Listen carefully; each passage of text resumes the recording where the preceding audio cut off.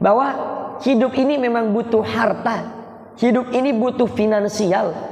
Tapi kata orang-orang bijak, kalau kita menggantungkan kebahagiaan kita pada harta, maka kapan kita akan merasakan kebahagiaan? Jadi bahagia atau tidaknya hidup itu tergantung bagaimana kita yang menciptakannya. Namanya hidup mah, orang kaya punya ujian, orang miskin juga punya ujian. Maka doa yang kita minta itu Rabbana atina fid dunya hasanah wa fil akhirati hasanah. Doa yang kita minta itu, ya Allah, ya Tuhan kami, berikanlah kepada kami kebaikan. Yang kita minta, ya Allah, berikan kepada kami kebaikan. Bukan, ya Allah, berikanlah kepada kami apa yang kami mau. Tapi yang kita minta, berikan kepada kami kebaikan di dunia dan kebaikan di akhirat. Karena apa yang kita minta itu belum tentu baik buat diri kita. Apa yang kita inginkan itu belum tentu baik buat diri kita.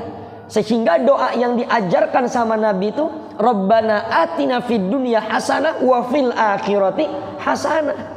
Jadi kalau ada orang dikasih kaya, itu karena memang kekayaan itu baik baginya. Dan sebagian orang yang dikasih miskin karena memang kemiskinan itu baik baginya. Justru dengan adanya orang kaya itu untuk membantu orang miskin, dan orang miskin pun ada Allah ciptakan untuk membantu orang-orang kaya. Jadi kalau ada program pemerintah mari kita hapuskan kemiskinan, itu nggak akan bisa, Pak. Kalau untuk meminimalisir, mengurangi kemiskinan bisa, tapi menghapuskan kemiskinan dari muka bumi itu tidak akan mungkin. Nahnu qasamna bainahum ma'isyatahum fil hayatid dunya. Bahwa Allah tuh sudah membagi rezeki kita masing-masing. Ada yang kaya, ada yang miskin. Maka kata ulama, urusan rezeki itu jangankan yang dia hidup dalam keadaan beriman. Yang kafir saja masih Allah berikan hak rizkinya selama di dunia.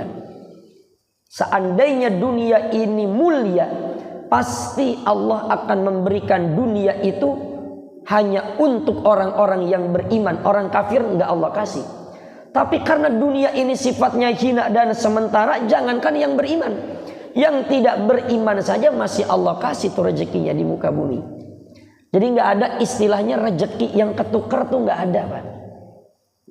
Kata ulama itu sampai ikan-ikan yang kita makan saja itu sudah ditulis di punggung-punggung ikan itu siapa yang akan menyantapnya tuh.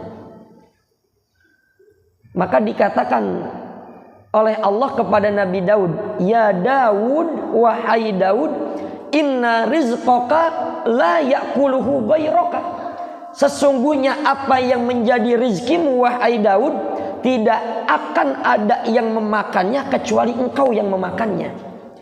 Jadi apa yang kita makan itu sudah dicatat oleh Allah tuh, bahwa itu memang menjadi hak kita. Berapa banyak kita lagi enak makan malam, kita sisain lah, lauknya lumayan bisa buat besok subuh.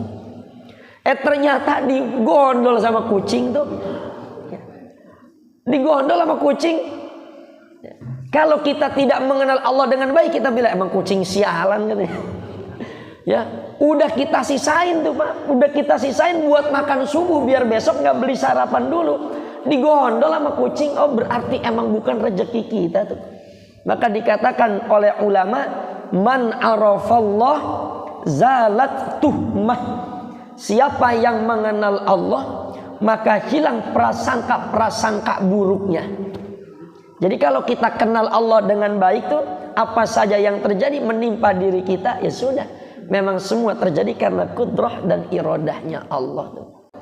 Jadi kaya dan miskin itu bukan simbol atau lambang kemuliaan atau kehinaan seseorang di hadapan Allah. Tetapi Allah nyatanya dalam Al-Quran mengatakan, inna akramakum indallahi atqakum. Yang paling mulia di sisi Allah itu adalah ketakwaannya. Itu yang menentukan orang itu mulia atau tidak di hadapan Allah, karena ketakwaannya. Sebab namanya kaya dan miskin itu mah ujian. Ada yang lulus ketika diuji dengan kemiskinan, tapi gagal ketika diuji dengan kekayaan. Ada yang lulus diuji dengan kekayaan, tapi gagal ketika diuji dengan kemiskinan. Maka kaya dan miskin itu bukan indikator orang itu mulia atau hina di hadapan Allah.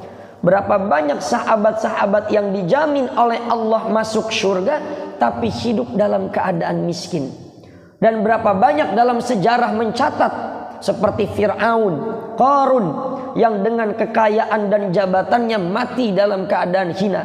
Saking hinanya Qarun dan Fir'aun diabadikan dalam Al-Quran, dan sampai sekarang nggak ada orang pengen namain anak namanya Qarun atau Fir'aun, itu nggak ada. Karena dicatat dalam sejarah itu.